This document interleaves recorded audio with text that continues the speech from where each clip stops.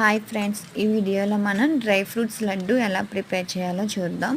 ముందుగా సిమ్లో ఒక 5 మినిట్స్ పాటు బాదం పప్పు, జీడిపప్పు, నువ్వుపప్పు ఇలా కొంచెం వేడి చేసుకోవాలండి. ఇలా పచ్చివాసన పోయే వరకు దీన్ని మనం ఫ్రై చేసుకోవాలి. ఇప్పుడు ఇందులో ఇది బాగా చల్లారాక మిక్సీలో వేసుకోవాలి. ఉండలు ఎక్కువ కాలం నిల్వ ఉండాలంటే బాగా మనం చల్లారి పెట్టుకుని మిక్సీ వేసుకోవాలి.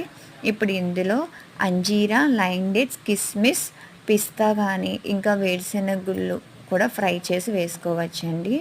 పిల్లలు బాగా తినాలి, టేస్ట్గా ఉండాలి అంటే కొంచెం బెల్లం కానీ పటికి బెల్లం కానీ వేసుకోవాలండి.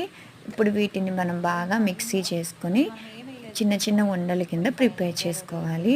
ఇందులో మనం నెయ్యి కానీ ఏమీ వేయక్కర్లేదు, ఆయిల్ కంటెంట్ అందులో ఉంటుంది ఆల్రెడీ.